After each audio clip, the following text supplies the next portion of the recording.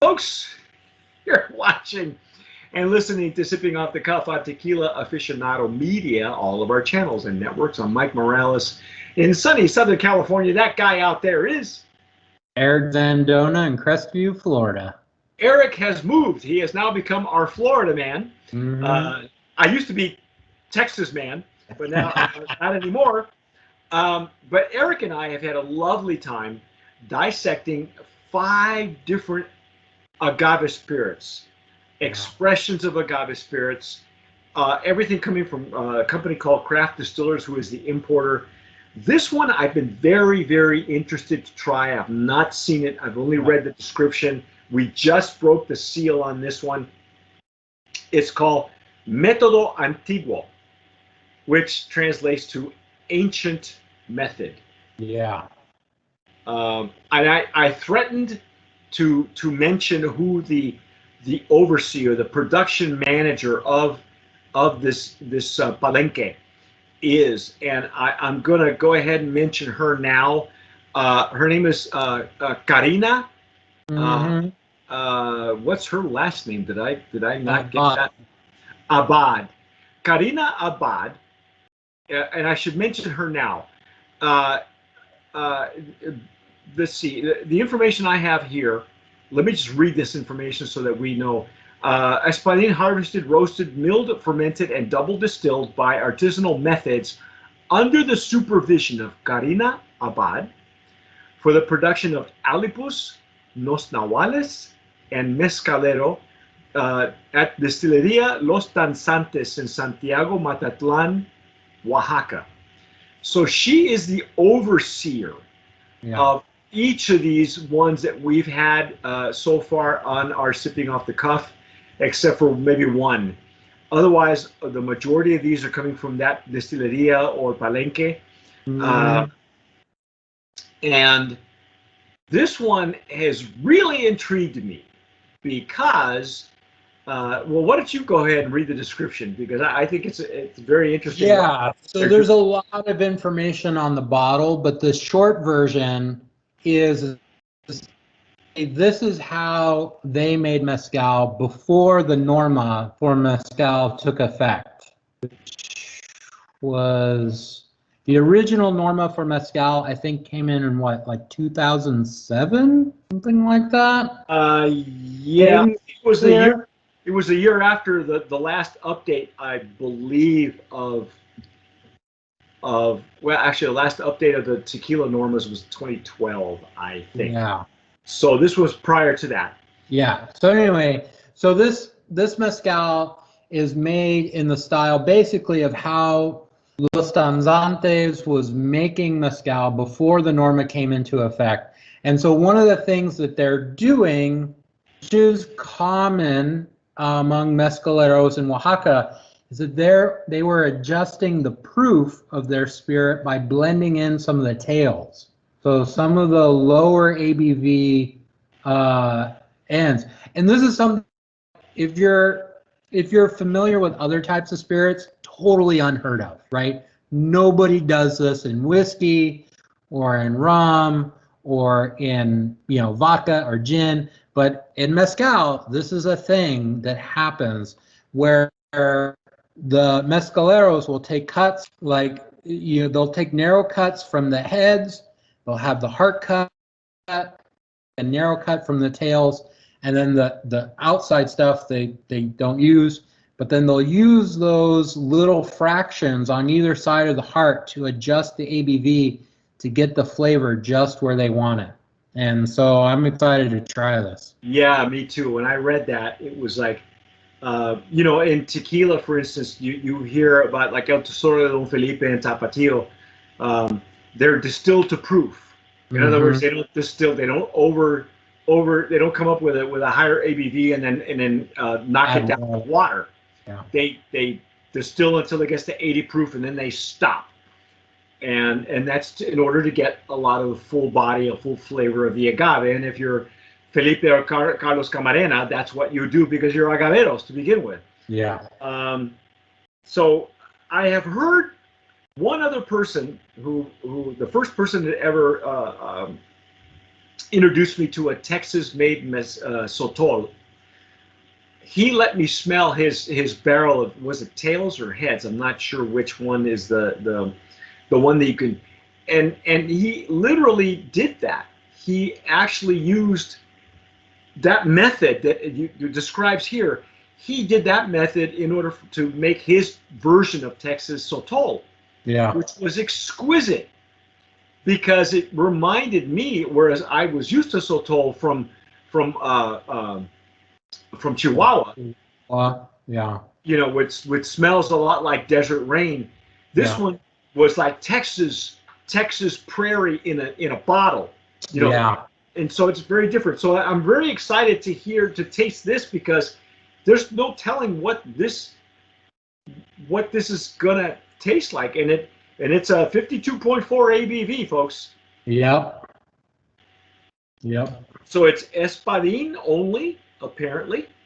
Yep. It is 100%. 100%, and horneada, which means it's oven baked, I guess, underground. Yeah, so I got to visit the Los Danzantes Yes. Palenque when I was living in Oaxaca, and so they have a section that like you see at other Palenques. So it's a conical oven in the ground. It's lined with stones. They pile the piñas in there. They with the wood and the stones and all that. They cook them underground. And then they use and then next to that is a tahona, and they mash them with the tahona, and they have a system basically where the oven, the horno, and the tahona are at one level, and then the tinas, the fermentation vats, are sort of below that.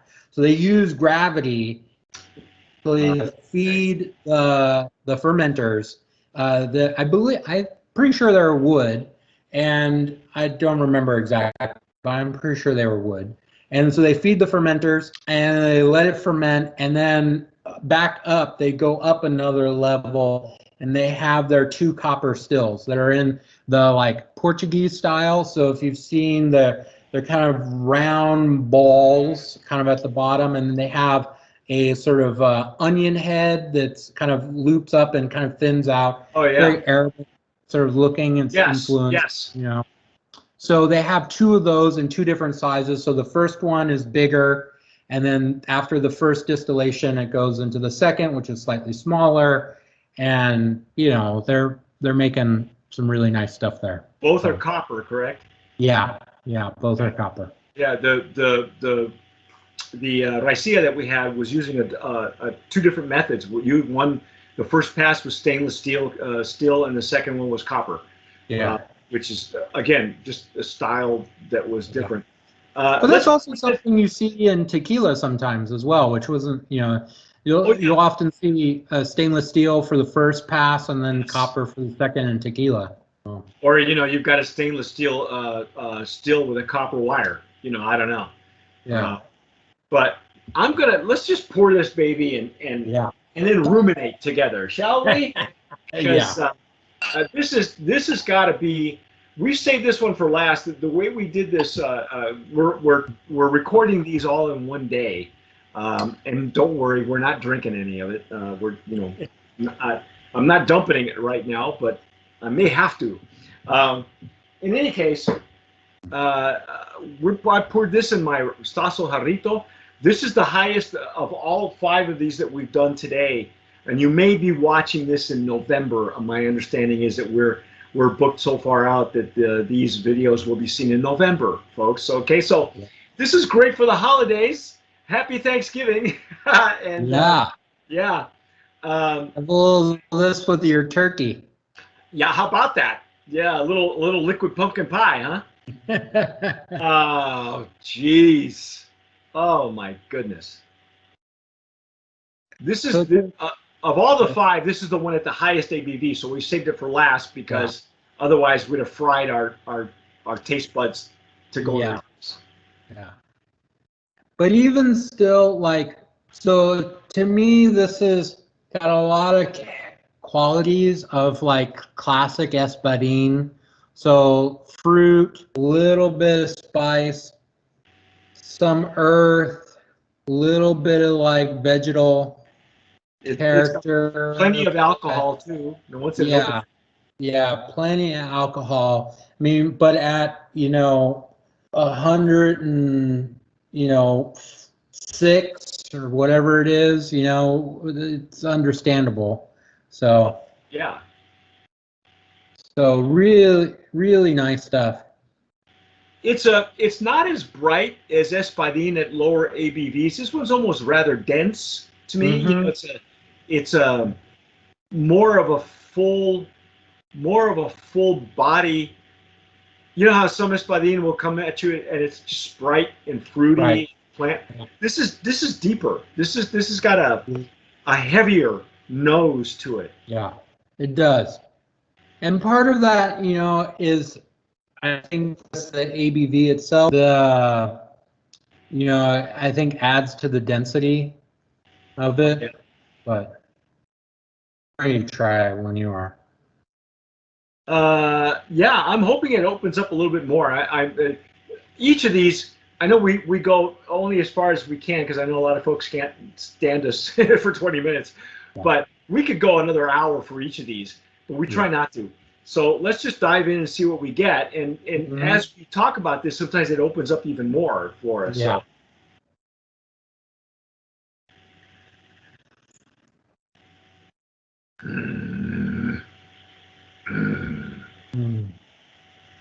Oh yeah. Oh my goodness. So definitely got some fire.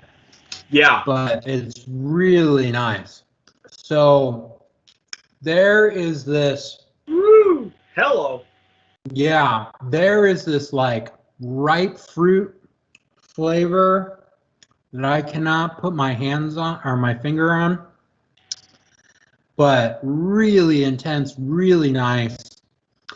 It actually, it's almost like rhubarb. Reminds me a little bit of like that bright like flavor that you get from like if you cook rhubarb just simple with sugar, you get a real brightness from the rhubarb, but then sweet too, and it reminds me of that a little bit. But yeah.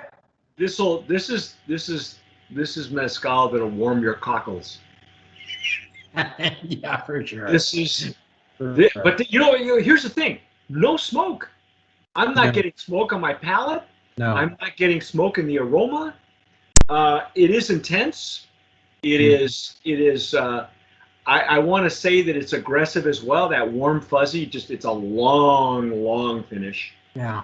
You know how you talk like licorice too? Yes, a little bit. Licorice sweetness, like not over, it doesn't linger too long, but it's like it's there and then it kind of blends in with some other stuff. I don't think I've ever had this style ever. I've not even read about this style before. Using part of the. Is it the heads or it's the heads, right? The first pass is the heads. Yeah, the first pass. I mean, they say that they're using part of the tails. Okay, so it's part of the tails. It's the second part. It's the second pass. Yeah. Okay, I wasn't sure because that's always confused me about that technique, because. As I said, for the Sotol, the Texas Sotol that we had, I smelled. He kept, and I was confused at that time. I didn't know if it was the tails or the heads, but he kept it because he used a little bit of it in the redistillation of the second pass. Yeah. And what it does is it gives the final product much more character of the plant itself, because I think the tails carry a lot of the flavor profile, a lot of the character of the plant that at some level you can't use anymore, because obviously it's just not the good alcohol that's good for you that you can drink. This one, holy cow, man. Really intense. Really, I would say much lighter on the palate compared to some of the other spirits that we've had earlier It's lighter today. than the Ricea for sure. Yeah. Yeah, but still like packed full of flavor. And so I think it's really nice. I mean, to me, again, like I said, this is just like classic old school espadín, you know. So if you want to taste, you know, as they say, like they're advertising, like this is what they made pre-Norma. This was how this is an example of what that was, and Yeah. it's delicious. So Yeah, it's a really a throwback mezcal. We say that a lot when we talk about tequilas. We say that about Rejon. yeah, How much it was a throwback tequila yeah, to the old days. And yeah, so that's what this is. It's a throwback, you know, to this is the kind of mezcal that probably, you know what? Here's the thing. Let me give you another quick story. All right, has nothing to do with fermenting fruit. Um, Somebody asked in a Facebook group, they asked, who was the first person or how were you first introduced to mezcal? And everybody has their own particular story. It was this brand or it was that, or I bought some on the side of the road, or I was introduced by a friend who bought like, you know, and one guy posted a picture of, I forget the name of the actor, an urban cowboy who drank he drank the mezcal and you could see him suck the worm out of the bottle. uh-huh. The bad guy, Scott Glenn, the actor Scott Glenn, and so somebody posted a picture of him. My first person that introduced me to mezcal was at my first tequila show that I put on in Albuquerque. We were the first ones to ever put on any kind of tequila shows before they became popular. We had one in Albuquerque, myself and two partners. It had never been done before anywhere in the United States. Yeah. It turns out Ron Cooper lived in Taos. I lived in Albuquerque, and Ron's portfolio was available at Southern Wine and Spirits, which is the distributor that we used, whose portfolio we used to accomplish the show. Right. And I had good friends at Southern Wine. I mean, it's a whole long story, but anyway, when Ron Cooper heard this, he was on board. And so he says, I'm here to support you. And I'd only heard of Ron Cooper. The guy was a legend. You know, this guy's this crazy surfer artist who drove down to Oaxaca, you know, to discover him and his buddies, right? Yeah. Very similar to Tomas Estes and Phil Bailey, the same kind of story, right? So I meet Ron. He's a bit shorter than me. I didn't know what to expect. His hair is longer, you know, he's got a full head of hair, but it's made up in like this. He looks like a Hopi Indian, you know, because he had it all up in a bun, and this guy's so cool, right? He's got a personality that precedes him. You feel him in the room before he walks in, right? And he says to me, he said, I've never had mezcal at that point. I was just experimenting with tequila. I hadn't even been to a distillery yet, okay? And that's a whole other long story. But anyway, so he says to me, halfway through the tasting, or right as we're done with our 3 or 4 hours of tasting at this historic hotel in downtown Albuquerque, he says, he's got these water bottles. Right. These small water bottles, okay, like, you know, yay big, like a 12 ouncer or something. He says, you got to try one of these. And he pours this into the cap. Right. And he says, try this. And I try it, and it's like, oh, the warm fuzzy was the first thing I noticed, that finish. And he goes, I go, what is this? He goes, I'm bringing these into the States, right? And they have been San Juan del Rio, and you know, these were before he brought anything into the U.S. prior to what his flagship brand was. That's what this reminds me of.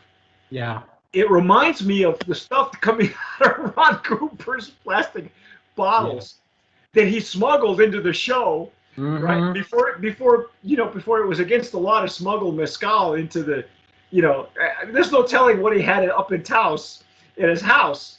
Right. I've never been to his house before. I would love to go one day when I'm back in New Mexico and just go visit him, because now he's kind of semi-retired and racing cars or something. That's what this reminds me of. That threw me back to, you know, over 20 years ago when we started doing shows Mm-hmm. in New Mexico, before there was anything ever about a tequila show, before what we have now is competitions and tequila shows. It was never been done before.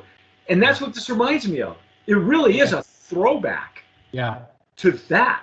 Yeah. And this is, I mean, again, like some of the other mezcals and the raicilla that we've had, you know, lots of them are really like have complex flavors, really like dense. Like this is just, to me, it's really straightforward. Classic Espadín mezcal from Oaxaca. Like if you want to know what this is really like, what's at the base, what is the stuff that the mezcalero is probably drinking? Probably just this, right? Yeah, this is the private reserve. Thing, like you can dive into wild stuff and it's delicious, right? I'm not putting any of that down, but just classic Espadín is a beautiful thing. And, you know, so I think this is really nice. Really, really nice. If you want to know what it was like when Ron Cooper went down surfing to find, you know, the best product, I have a feeling he was responsible for bringing Los Danzantes. That was his first extra mezcal brand that he brought into the U.S. once Del Maguey was established. Mm-hmm. And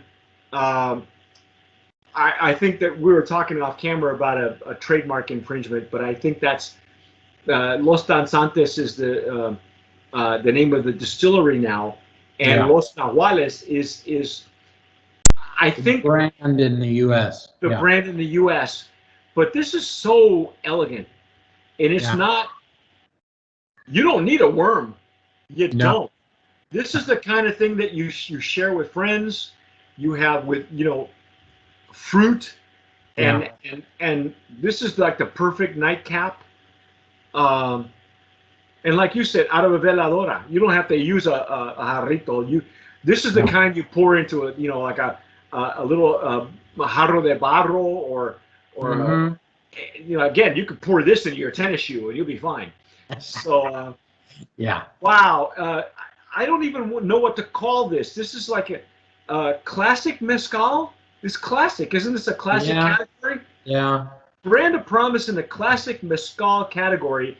If you folks are looking for what old school mezcal is really like, I know that tequila is so saturated now. We talk about old school tequilas when they first came in at 100% agave, but this is my first, other than what Ron Cooper shared with me out of an unmarked bottle of mezcal. This is it.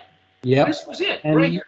And it has the QR code, so use your smartphone, snap that. Be able to see some more of the details about what they did to make that. I'm willing to bet that they're very transparent as well.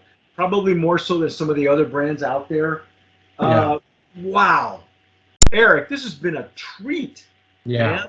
This has been this has been a trip around the denomination of origin. Is what it has been. Our thanks again to Craft Distillers for making this happen up in Ukiah. And I think they have an office in LA or a branch in Los Angeles for making this happen. This is exquisite. What's the price point on this? Got to be in the $100 range. I'm not sure exactly because there's a couple of ABVs listed online. So a lower ABV is listed at 72, but then there's a slightly different version called Still Proof at 120. So probably somewhere in the 80 to 120 range for this guy. This one was what, somewhere like mid-range still strength or this is 52.4. So this is probably close. So it's 104.8 proof. Yeah. Wow. Yeah. Wow. It says here, let me read this. I know we've gotten a little over 24 minutes here, but it's worth it because we may never taste these again. The body of the second distillation run is normally at some 54 to 55%. That's ABV. And with the Método Antiguo, it is brought down to drinking strength by dilution using the tails cut, the puntas, which is also a term that's been very popular lately, puntas. Yeah. From the first distillation run, normally at 10 to 13%. Well, dilution by using the tails cut, puntas, from the first distillation run. Okay, so it's first distillation, but it's the tails of the first distillation. That's what it is. Okay, I'm not a distiller, folks, and I didn't take chemistry in high school, so I'm still learning. Okay, unlike you guys who probably can explain to me what distillation is all about, other than Carlos Camarena, who explained it to everybody.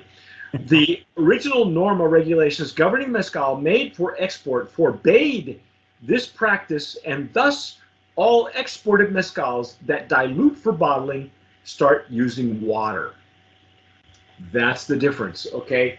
So, you know what they say, don't drink the water in Mexico. So what do you do to thin out your mezcal? You use what you have, right? Right.